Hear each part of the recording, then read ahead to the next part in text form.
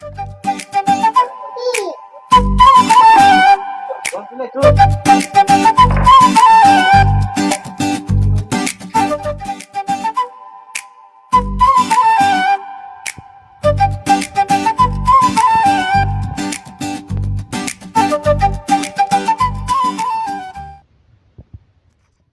আলাইকুম।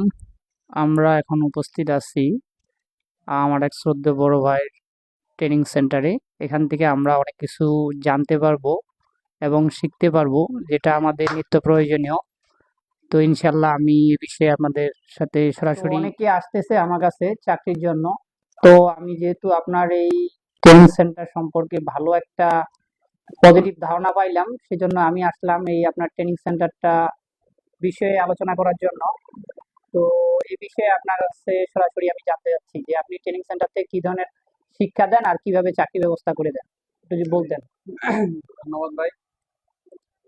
আমার এখানে যারা দূর দূর দূরান্ত থেকে যারা আসছে প্রশিক্ষণ নিতে, যেমন বগুড়া থেকে আসছে, জামালপুর থেকে আসছে, ময়মনসিংহ থেকে আসছে, তাদের জন্য আমি একটা ব্যবস্থা করি। এখানে একটা পার্ট টাইম একটা জবের ব্যবস্থা করি। সেখান থেকে তারা মোটামুটি ভালো কিছু থাকা খাওয়া চালানোর মতো একটা স্যালারি পায়। সেটা দিয়ে তাদের থাকা খাওয়া হয়ে যায়, এবং কি আমার এখানে যে ট্রেনিং এর যে পার মান্থ যে কস্টটা আছে, এটাও তাদের ওইখান থেকে হয়ে যায়।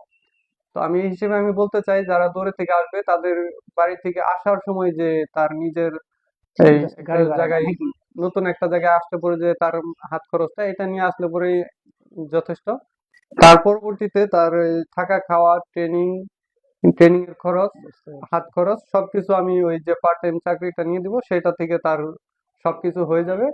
এখানে দুই দুই থেকে 3 মাস সময় ব্যয় করলে পরে সে ওই ওইখানে চাকরি করলো, নিজের থাকা খাওয়া হইলো, পাশাপাশি এখান থেকে আমার কাজটা যে সে শিখে নিল, সেটা তার একটা বলতে পারেন যে এটা একটা বোনাস হিসেবে সেই কাজটা, মহামূল্যবান এই কাজটাকে তিনি আয়ত্ত করে নিতে পারলো, যেটা তার জীবনের জন্য একটা অমূল্য সম্পদ হিসেবে রয়ে যাবে।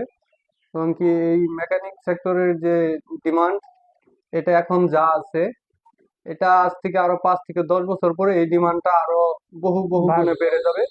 কারণ এখন একটা ইন্ডাস্ট্রিতে, যেখানে ধরেন আপনি একটা ফ্যাক্টরিতে একটা লাইনের জন্য 25 থেকে 30 জন এই অপারেটর লাগে, এবং কি এখানে 25 থেকে 30টা মেশিন লাগে। কিন্তু এটা আমি আমার যতটুকু ধারণা, এটা 5 থেকে 10 বছর পরে এই পরিমাণটাকে মেশিনের সংখ্যাটা দাঁড়াবে আরো কম, অপারেটরের সংখ্যা আরো, এটা মানে এটা হবে 5 থেকে 10 জন, কিন্তু এখানে মেকানিকের সংখ্যাটা বেড়ে যাবে।